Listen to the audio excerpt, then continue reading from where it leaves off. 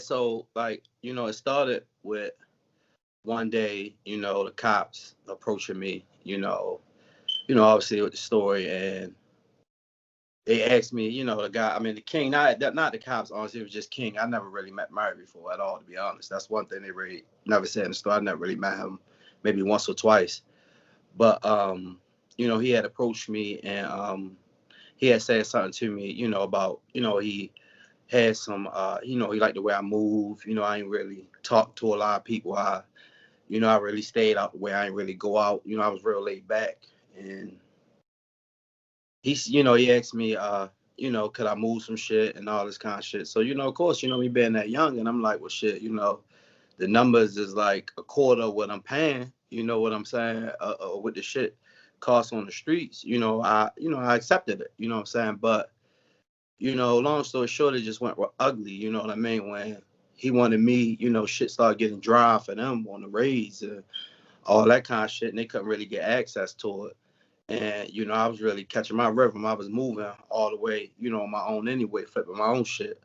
So it kind of really got really messed up when he wanted me to help him, rat on motherfuckers and where they stashes and all that kind of shit was at. Because that was some shit I definitely wasn't with, period. You know what I mean?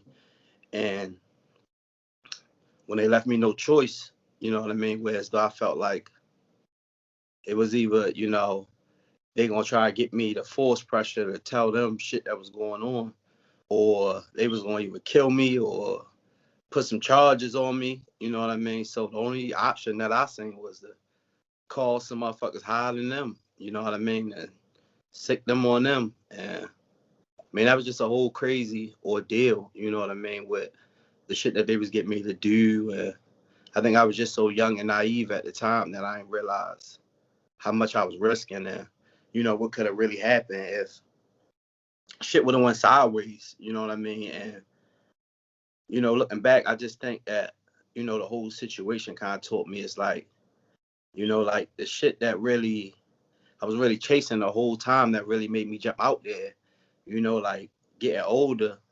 I just realized I could have got that shit a whole nother way working or like going to school or some shit like that. Like at the end of the day, like I invested like 15, 20 years, like 15 years, shit like that, trapping. And it's just like time gone down the drain looking back that so much other shit I could have done. I could have, I'm real good with like science and technology and math, you know what I'm saying? So yeah, I look at, how much schooling I could have got done in 10, 15 years. I could have, been one of the top engineers in my field and shit like that. But it's cool because it's a life lesson. Every time I look at something now, it's something to look back on and be like, damn, I remember, you look down them same streets and shit, you already know down what's down the end of them roads and shit now, like, and the way that they killing out here, like, I always just thank God that I was in the time that I was in because, man, I definitely probably wouldn't have survived, the shit that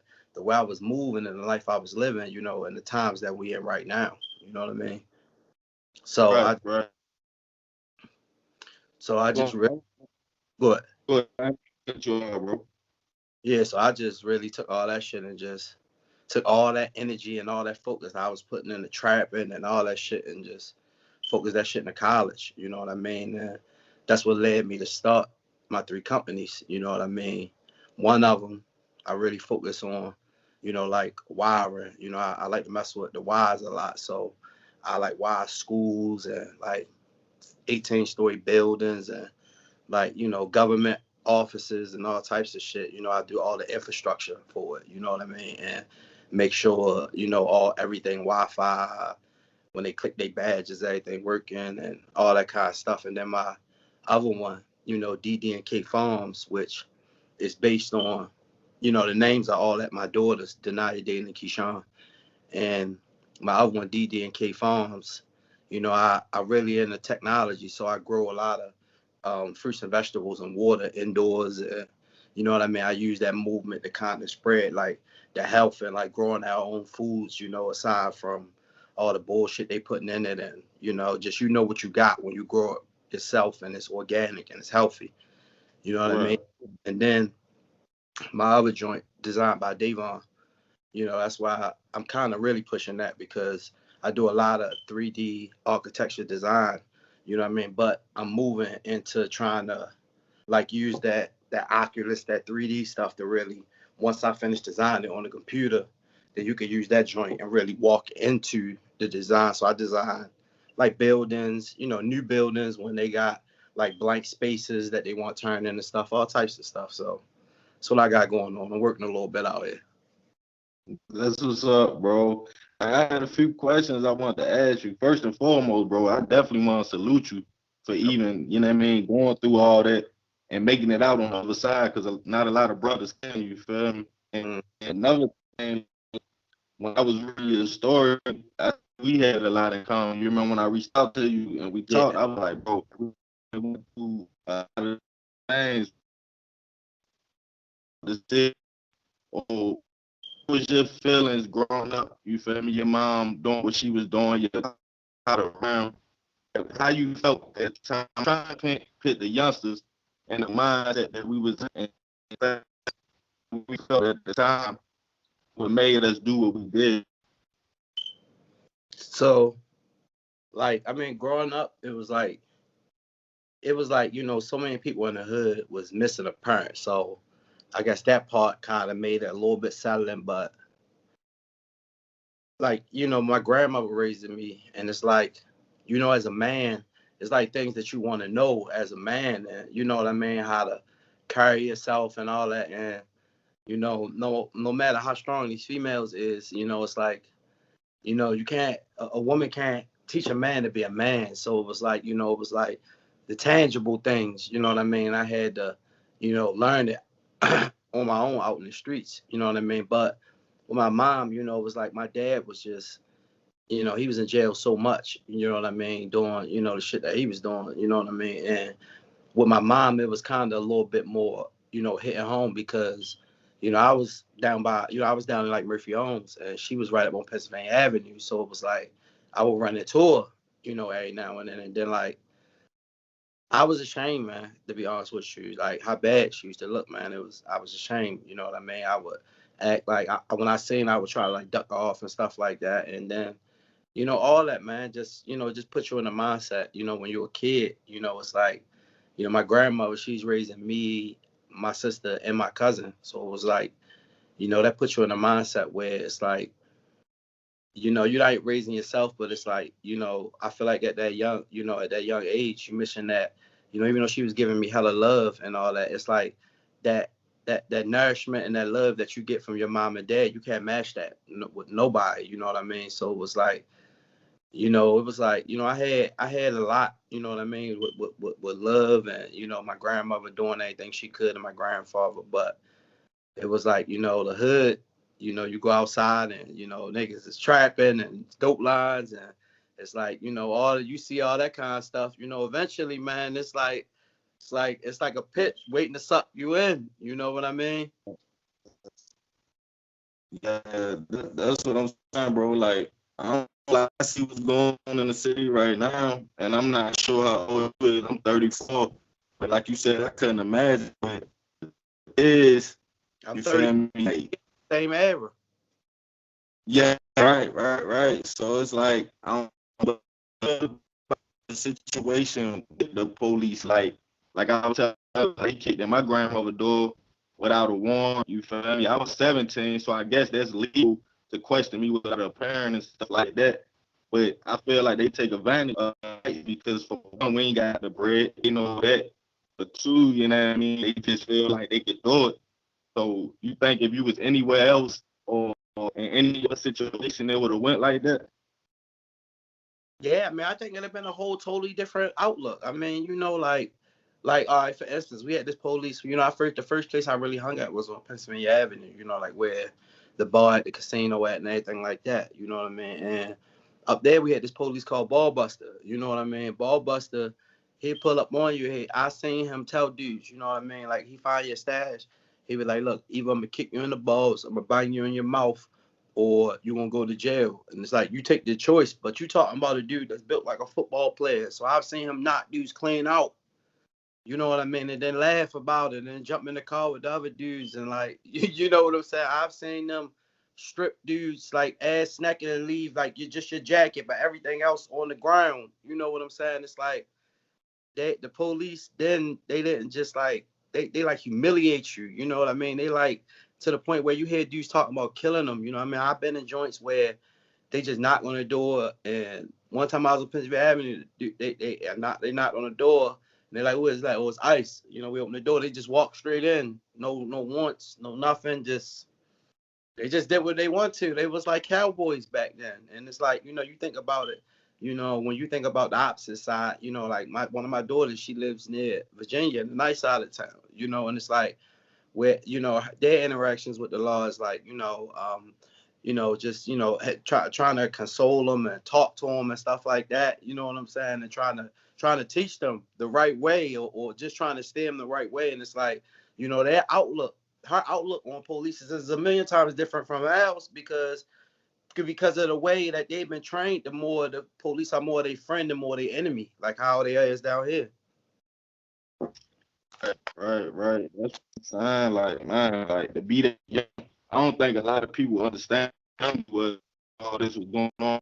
Like 16, like I know in Baltimore, yes, that's a grown man. You feel me? Like Yeah, I said, I live in Atlanta now. I also used to live in Birmingham, and I see the difference. I see what the police is and stuff up there. You got time to really play low boy. You tell people that yeah, all the time. I grew up fast. I'm sure you grew up super fast, and I had that mindset. It or mistruth for yeah. So that's crazy though. But as far as everything, like we made it through college though, we made it all that. It made you say, I'm ready to change my life around. say that one more time at the end. You had one out, one more at the end. I said, what made you want to go to college after all that, after going through all that to say, man, I'm ready to change my life around. You feel me? It's time. Well, I mean, first of all, when the whole situation with the police happened, the whole driving force was behind that was I had just had a daughter. I had just had a daughter, and it was like, like I think like when you have I don't know most people, I would think I'm just my experience. When you have a child, and it's like when you first had that first child, and it's like you look in their eyes, it's like that's like the first time in my life that I ever like cared about something more than I cared about myself. You know what I'm saying? And just right there when that happened, it's like at that point it was like whatever I gotta do to make sure that I'm around, and I'm here every day and then on top of that, it's like I got sisters, and our father died at a young age, and I see how situations occurred when dad wasn't there to step in and teach them the things about guys, that the same way we were talking about with a woman and a man. So it was like I never wanted that, or be to have my daughter out here at 15 and 16 trying to figure out, men and love and stuff like that. So it was like that was automatically, it was like I knew I had to get away. And then with school, it was like before all this happened, when I was young, when I was going to school, I always did really well in school, especially at like math and technology and like science. Like always, like even when I was hooked in school, the classes I did go to, when I was in high school, I always got real high grades in them. So I was always like a real naturalist like that. So when all that was over, it was like, I was like, all right, well, I do, I was, with my daughter mother at the time. And it was like, I got somebody behind me that's going, she was on the whole totally opposite side of life than we were. So it was like, they had somebody behind me that's pushing me. And then it's like, I know I can do it. It was like, all right, well, when my kids grow up, I want them to be, because she was in college, she, had been in her same job for like 15 years. Like her first job was her only job. So it was like, by her having her shit together so much, that shit kind of like, it kind of rubbed off on me. Like, all right, well, it's, and then, seeing her have a crib, and she already had a daughter and have a car, a nice decent car, it was like, all right, now I see that there's other ways to make money besides trapping. You know what I mean? Like you can survive and go on trips and do other stuff, and you don't gotta trap. So it was like being around her, and then my other daughter, which was born, when I had her, it was like I want to be something, something that they could be proud of. And then You know, I just put two and two together, and I got into my field, which is technology. It just was like just a natural thing, and then I started going to church. You know what I mean? I went and found God. You know, that was probably the biggest thing, to be honest. And then once I did that, bro, it all came together like a recipe. You know what I mean? Right, right. What you think? I mean, we know it's sad to say it's still all this, like despite your story, out of us being arrested for situations. What would you tell the youth, bro, about the corners, about the streets, about not going down that route? It's overhyped. I mean, like, you know, I think I think that I don't know with rap and all that play into it, but I mean, I guess that's kind of like a epidemic to itself right there. You know, with the rap thing and all that kind of stuff. And it's like I feel like that our culture, the Baltimore culture, not blacks and all that as a whole, just the Baltimore culture. I feel like we really put ourselves in a box. You know, it's like I feel like if you're not like an athlete or a rapper or something like that, it's really like not too many routes. That's the way that's perceived, you know. And it's like with that thinking like that, it really limits, you know, people to be like, well, you know what, I want to be a black doctor, or I want to be a black engineer. So it's like, you know, when I think that come into play, I think that plays a lot into, you know, the way that people think. But as far as, you know, the streets, it's just like to me it's like when they say like a dog chasing his tail, like it's like you just chasing forever. Like you might get up like 100 racks, 200 racks, and it's like that shit be gone so fast, bro. You be like, what even happened? You don't even know. Like once you get to paying some lawyers and you call me to them, they gonna want half of that. You feel me? Like it's like it's like it's just like you building something up for something to take it. Even some dudes gonna come, and it's like the way that like snakes out here now. Like somebody be with you, you know. I got so many homeboys that had people around them was with them, and they was the one that wound up hitting them. So it's like it's too many odds stacked against you. It's like having 100 bricks stacked against you, and it's like only one is the way out. You know what I'm saying? Versus like you just get up and go to work every day. You know, once you clock out, the money made. You could go to bed. You know what I mean? Right, that's a fact, bro. That's a fact. I think that's what kids need to do, because at the end of the day, if you ask me, bro, I think it's over with. I mean, I ain't saying people ain't still making money. They get at me all the time about there's still money out here, but at the end of the day, like you said, see what you doing and see a lot of other good brothers that made it out and see them working and building businesses and stuff like that. I think there's more what we should focus on nowadays. I think that's wealth. Like you Yeah, can't do nothing with that street money. You feel me? yeah, yeah, But yeah, yeah, bro, I just really wanted to get at you and sit down with you and get you to tell your story from your perspective, man. You know, I told it, you know, no ill intent when I told the story. It was all love. You know what I yeah, mean? But yeah, just tell people where they can find you at, man, and some of the things you got going on now. If they want to holler at yeah. So I mean, you know, like I'm working. One of the biggest thing I'm working on, man, is my farming business, man. I got a school bus that I had bought, like a 40-foot joint.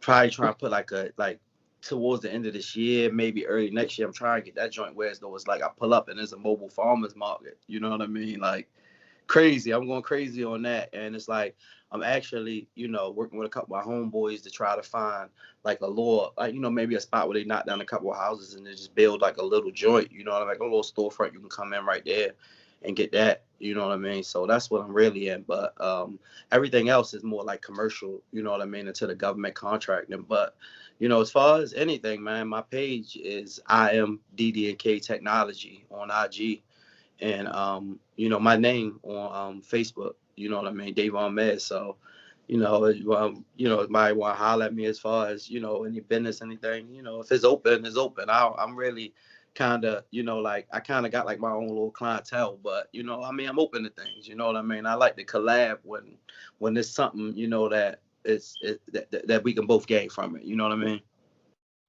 right, bro. Salute, bro. I ain't gonna hold you up, man. I just want to say, bro, I admire your strength, bro, as a as another brother that went through some of the things, man, and like I was talking about earlier, not a lot of people make it out, man, and continue to strive and do your thing, man. And I salute you, big bro.